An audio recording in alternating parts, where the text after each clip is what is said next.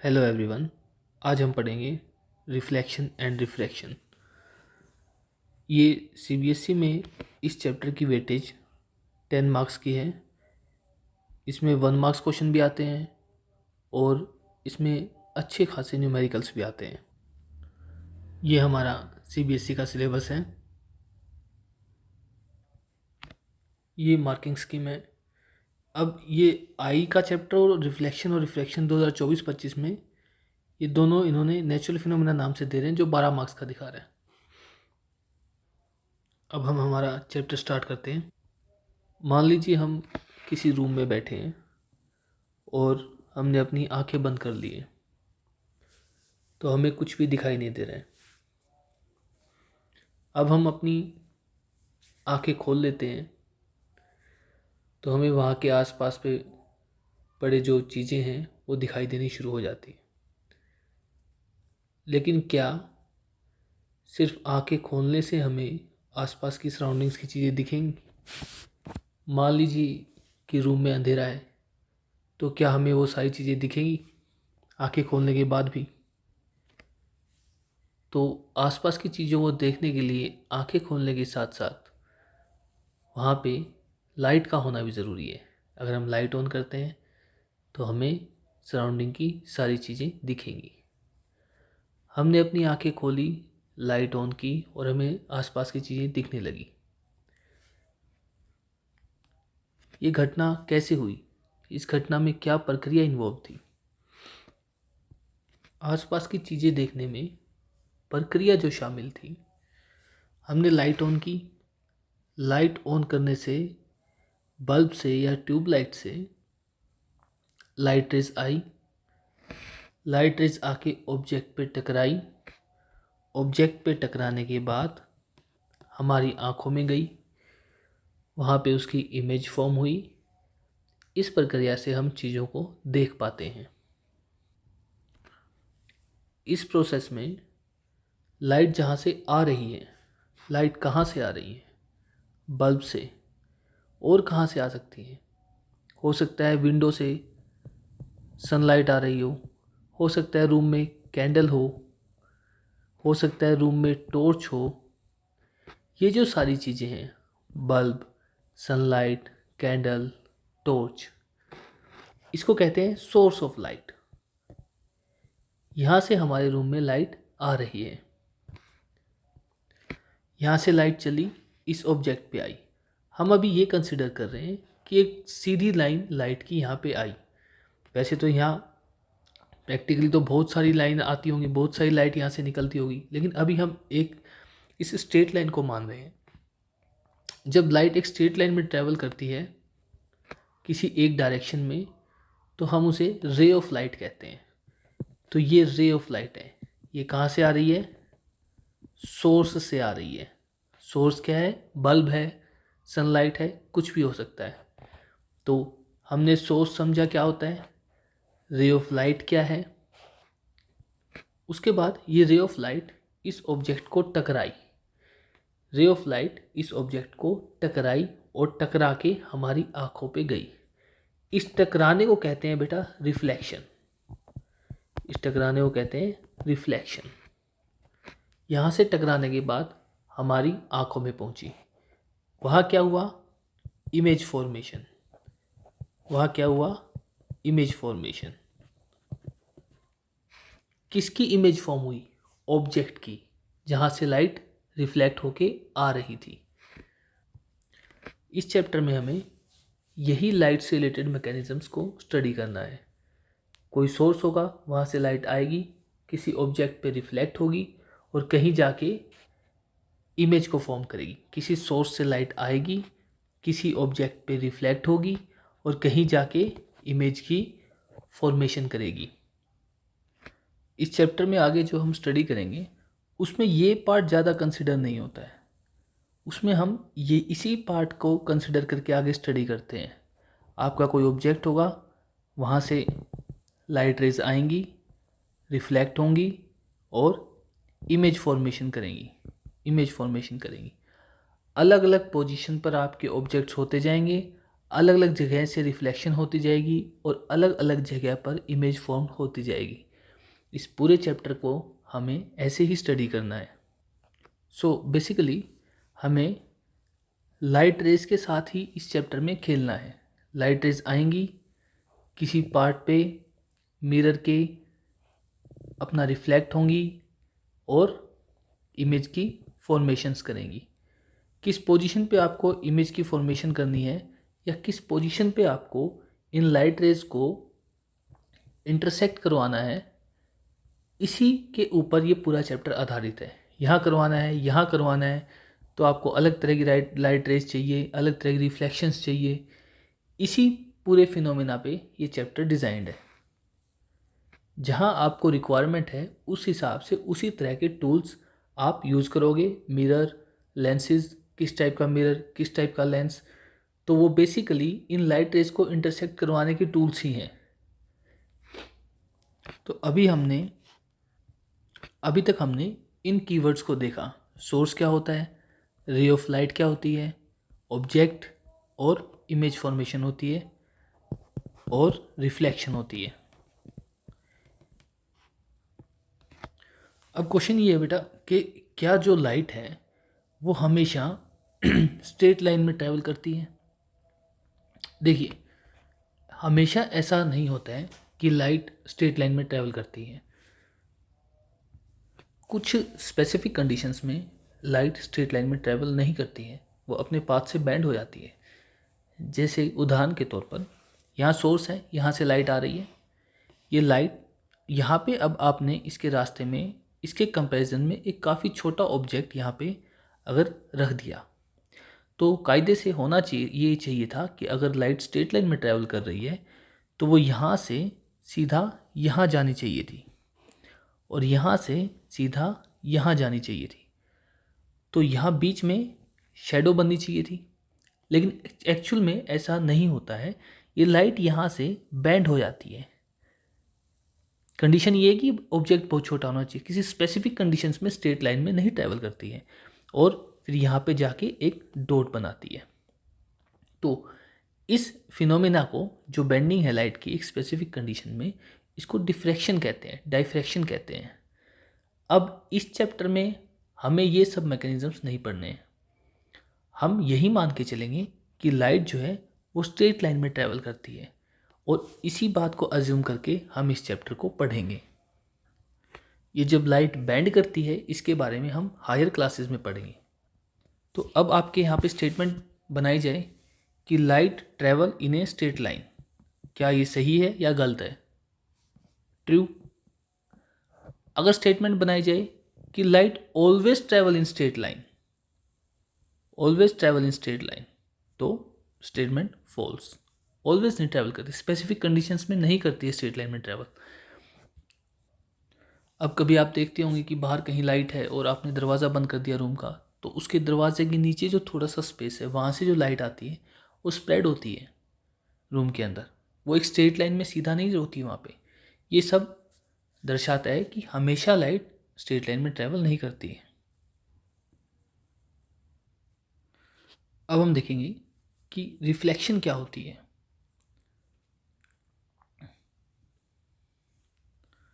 Reflection क्या होती है? एक सोर्स है, ये हमारा सोर्स है। अभी जो मैंने आपको वीडियो छोटी सी क्लिप दिखाई वो इस लिएकोस ईएम चैनल से मैंने ली है। ये सोर्स से लाइट आई, लाइट रे आई, सामने हमने ये मिरर रखा हुआ है, मिरर से टकराई और इस दिशा में चली गई। ये जो लाइट का टकरा के अपनी दिशा को बदलना है, इसी को रिफ्लेक्शन कहते हैं।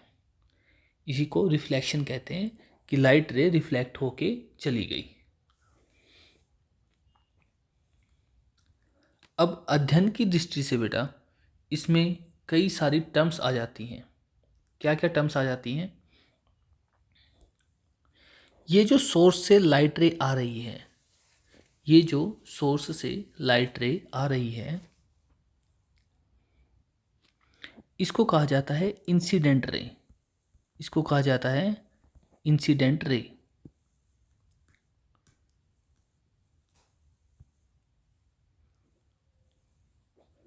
इंसिडेंट रे क्यों कहा जाता है? क्योंकि ये इसके ऊपर आके गिर रही है, इंसिडेंट हो रही है, तो इसको इंसिडेंट रे कहते हैं। ये इंसिडेंट रे आई और यहाँ पे टकराई, यहाँ से टकराने के बाद इस दिशा में चली गई। जिस पॉइंट पे ये इस मिरर के टकराई उसे कहा जाता है पॉइंट ऑफ इंसिडेंस, उसे कहा जाता है पॉइंट ऑफ इंसिडेंस, उसे कहा जाता है पॉइंट ऑफ इंसिडेंट। सोर्स से जो रे आई उसको इंसिडेंट रे बोलेंगे। इस पॉइंट पे टकरा, ये जो दो है ना बेटा, ये मिरर के अंदर इमेजेस दिख रही हैं, ठीक है, और यहाँ से टकरा के फिजिकली ये गई, तो जो आई उसको इंसिडेंट रे बोलेंगे। जिस पॉइंट पे टकराई उसको पॉइंट ऑफ इंसिडेंस बोलेंगे, पॉइंट ऑफ इंसिडेंस बोलेंगे। और जो ये रे यहाँ से जा रही है इसको हम रिफ्लेक्टेड रे बोलेंगे। ये है रिफ्लेक्टेड रे, रिफ्लेक्टेड रे, ठीक है। इस एक प्रक्रिया से, सोर्स से हमने लाइट भेजी, टकरा के गई, इस प्रक्रिया से अध्ययन के लिए हमने कुछ नामांकन किया है, इनको नाम दिया है। तो ये इंसिडेंट रे, ये पॉइंट ऑफ इंसिडेंस, ये रिफ्लेक्टेड रे। और इस मैकेनिज्म को क्या कहते हैं? रिफ्लेक्शन। लाइट आई, टकरा के उधर गई, इसको रिफ्लेक्शन कहते हैं। अब normal to the point of incidence क्या होती है? जिस पॉइंट पे ये टकरा रही थी, जिस पॉइंट पे ये टकरा रही थी, उस पॉइंट पे हमने एक स्ट्रेट लाइन खींची, एक स्ट्रेट लाइन खींची इससे 90 डिग्री पे, इससे 90 डिग्री पे हमने एक स्ट्रेट लाइन खींची। इसको कहा जाता है बेटा नॉर्मल। नॉर्मली हम इसको नॉर्मल कह देते हैं, इसको पूरा नाम होता है normal to the point of incidence. इस पॉइंट ऑफ इंसिडेंस से 90 डिग्री पे है ये, तो इस पॉइंट ऑफ इंसिडेंस के साथ ही नॉर्मल है, normal to the point of incidence. किसी भी सरफेस पर जब 90 डिग्री पे हम लाइन खींचते हैं तो उसको नॉर्मल बोल देते हैं, ठीक है, उस लाइन को नामांकन के हिसाब से। तो ये इस पॉइंट ऑफ इंसिडेंस पे नॉर्मल है। तो क्या क्या सीखा हमने? Incident ray, reflected ray, point of incidence, normal to the point of incidence. अब आता है बेटा, तो इसको किताबी भाषा में अगर डिफाइन करना हो कि डिफाइन रिफ्लेक्शन, तो कैसे करेंगे? Bouncing back of ray of light, bouncing back of रे, bouncing back of ray of light in the same medium after striking on the surface of the object is reflection. Medium क्या है बेटा? ये room के अंदर है, ये यहाँ पे रूम के अंदर हवा का एक मीडियम है, ये मिरर है, ये अलग मीडियम है, यहाँ से टकरा के फिर से आ गई, सेम मीडियम है। मान लो आपने ग्लास ले रखा है पानी का, पानी एक अलग मीडियम है, पानी के ऊपर हवा है, अलग मीडियम है, दूध का गिलास है, दूध अलग मीडियम है, वहाँ पेंट पड़ा है, पेंट अलग मीडियम है। तो ये ऐसे मीडियम होते। तो ये दोनों जो रे हैं ये सेम ही मीडियम में है, टकराने से पहले भी उसी मीडियम में थी, टकराने के बाद भी उसी मीडियम में है। तो ये बाउंस बैक हुई है एक सरफेस को टकरा के, इसे रिफ्लेक्शन कहा जाता है। 2015-16 में क्वेश्चन पूछा गया था बेटा, डिफाइन रिफ्लेक्शन। अब यहाँ हमारी एक और टर्म आती है, एंगल ऑफ इंसिडेंस किसको कहते हैं? ये हमारी नॉर्मल थी, ये हमारी नॉर्मल थी, ये जो इंसिडेंट रे थी ये यहाँ टकरा के यहाँ गई, तो इसने इस नॉर्मल के साथ जो एंगल बनाया, नॉर्मल के साथ जो एंगल बनाया, इसको कहते हैं बेटा angle of incidence, angle of incidence, angle of incidence.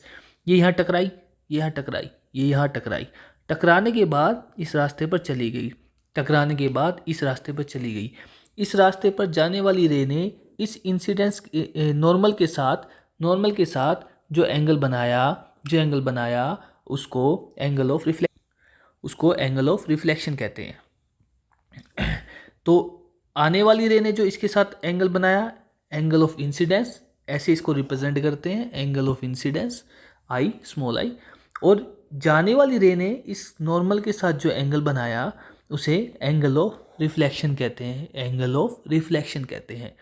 क्या क्या टर्म्स हम पढ़ रहे हैं? Incident ray, point of incidence, reflected ray, normal to the point of incidence, और जो एंगल बना रही है angle of incidence, angle of reflection. अगली बात है बेटा, प्लेन किसे कहते हैं? देखो प्लेन वैसे किताबी भाषा में तो एक्सिस को कहा जाता है। ये आपने कोऑर्डिनेट्स बनाए हैं, तो ये एक्स एक्सिस है, ये वाई एक्सिस है, तो ये एक्स वाई प्लेन है, ये जो एरिया है यहाँ आप घूम रहे हो तो हम कहेंगे एक्स वाई प्लेन में घूम रहे हैं। ये एक्स वाई डैश प्लेन है, तो इनको प्लेन्स कहा जाता है, ठीक है। वैसे अगर आप ये 2D है, 2 डायमेंशन है ना, एक्स और वाई एक्सिस, अगर जेड एक्सिस भी आ जाएगा 3D हो जाएगा, ठीक है। तो ये प्लेन्स होते हैं। जैसे आपका रूम है, रूम में फर्श जो है वो एक प्लेन है, रूम की जो दीवार है वो दूसरा प्लेन है, ठीक है। अगर आपका कोई इंसेक्ट है फर्श पे घूम रहा है तो वो एक प्लेन में घूम रहा है, अगर दीवार पे चढ़ गया तो वो दूसरे प्लेन में पहुंच गया, ठीक है। इसको प्लेन बोला जाता है। तो इस केस में जो ये इंसिडेंट रे है और जो ये रिफ्लेक्टेड रे है और ये जो नॉर्मल है ये इस प्लेन में है, इस प्लेन में, इस बोर्ड पे है। और ये जो मिरर है ये इसके 90 डिग्री खड़ा हुआ है यहाँ पे, ये दूसरा प्लेन है, ये एक प्लेन है, ये दूसरा प्लेन है। तो अभी तक जो हम ये पूरी प्रक्रिया को समझने की कोशिश कर रहे हैं कि इंसिडेंट रे आई, रिफ्लेक्ट होके गई, और नॉर्मल जो है ये सब, और जो ये पॉइंट है जहाँ पे ये टकरा रही है, ये सब एक ही प्लेन में है।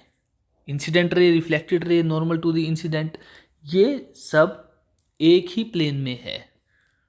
और यहीं से शुरुआत होती है बेटा लॉज ऑफ रिफ्लेक्शंस की, ठीक है। ये यहाँ से फिर ऑब्जर्वेशंस करते करते लॉ बन जाते हैं, ठीक है, कि भाई ऐसा ही होता है। अगर आप इससे बड़ी ऑब्जर्वेशन करोगे नया लॉ बना दोगे, ठीक है। तो अभी तक यही लॉ है, लॉ ऑफ रिफ्लेक्शन, जो हमें एनसीईआरटी बताती है। तो क्या कहता है लॉ ऑफ रिफ्लेक्शन? एक तो वो ये कहता है कि ये जो एंगल ऑफ इंसिडेंस है और एंगल ऑफ रिफ्लेक्शन है, एंगल ऑफ इंसिडेंस है और एंगल ऑफ रिफ्लेक्शन है, ये दोनों बराबर होंगे। जितनी डिग्री पे ये इंसिडेंट कर रही है उतनी ही डिग्री पे ये रिफ्लेक्ट करके जाएगी, जितनी डिग्री पे ये इंसिडेंट कर रही है उतनी ही डिग्री पे ये रिफ्लेक्ट करके जाएगी। मान लो ये 30 डिग्री पे इंसिडेंस कर रही है तो 30 डिग्री पे रिफ्लेक्ट होकर जाएगी। अगर ये 40 डिग्री पे इंसिडेंट कर रही है 40 पे रिफ्लेक्ट होकर जाएगी, 50 पे कर रही है 50 पे होकर जाएगी। इनका दोनों का एंगल सेम रहेगा, ठीक है बेटा। जो नॉर्मल है to the point of incidence, तो ये जो एंगल है और ये जो एंगल है, ये दोनों एंगल इक्वल होंगे, ये दोनों एंगल इक्वल होंगे। ये एक लॉ ऑफ रिफ्लेक्शन है। सेकंड लॉ ऑफ रिफ्लेक्शन क्या है? इंसिडेंट रे, रिफ्लेक्टेड रे और नॉर्मल। किसके normal? Normal to the mirror at the point of incidence, normal to the mirror at the point of incidence. ये तीनों जो हैं, ये और ये एक ही प्लेन में होंगी। मान लो आपने ये मिरर नीचे फर्श पे रखा हुआ है, तो ये जो तीनों हैं ये आपके फर्श पे ही होंगी, ये सेम प्लेन में होंगी, फर्श वाले पे, ठीक है। जब भी आप कभी कोई लॉ पढ़ो बेटा, चाहे हायर क्लासेस में भी पढ़ो, उसकी लिमिटेशन ज़रूर पढ़ना कि वो लॉ एप्लीकेबल कहाँ तक है। स्टेटमेंट्स फिर ऐसे बनाई जाती हैं, कई बार कई लॉ स्पेसिफिक कंडीशंस में ही एप्लीकेबल होते हैं। तो हमारी एनसीईआरटी कहती है कि ये all type of reflecting surface पे एप्लीकेबल है। सभी तरह के रिफ्लेक्टिंग सरफेसेस पे ये लॉज एप्लीकेबल होंगे, including spherical surfaces. Spherical surfaces मतलब अभी हम आगे पढ़ेंगे। अब यहाँ पे एक बात और है कि क्या जो रिफ्लेक्शन है वो सिर्फ मिरर से ही होती है, या सॉरी फॉर द डिस्टर्बेंस, जो रिफ्लेक्शन है वो केवल मिरर से ही होती है या किसी और सरफेस से भी हो सकती है? क्या दीवार से भी हो सकती है? क्या किसी आयरन शीट से भी हो सकती है? हाँ, रिफ्लेक्शन किसी भी सरफेस से हो सकती है। तो अभी तक हमने देखा कि सोर्स क्या होता है, ऑब्जेक्ट, फॉर्मेशन ऑफ इमेज। तो अभी तक हमने देखा है सोर्स क्या होता है, ऑब्जेक्ट जिसके ऊपर लाइट रिफ्लेक्ट करती है, इमेज फॉर्मेशन जो आंखों में इमेज बनती है, इसके बारे में और डिटेल्स में पढ़ेंगे। रिफ्लेक्शन किसे कहते हैं, रे ऑफ लाइट किसे कहते हैं, इंसिडेंट रे किसे कहते हैं, रिफ्लेक्टेड रे किसे कहते हैं, normal to the point of incidence किसे कहते हैं, पॉइंट ऑफ इंसिडेंस किसको बोलते हैं, एंगल ऑफ इंसिडेंस किसे बोलते हैं, एंगल ऑफ रिफ्लेक्शन किसे बोलते हैं, रिफ्लेक्शन के लॉज कौन कौन से थे, और प्लेन किसे कहते हैं, ये सब हमने इसमें देखा। इसके आगे बेटा नेक्स्ट वीडियो में।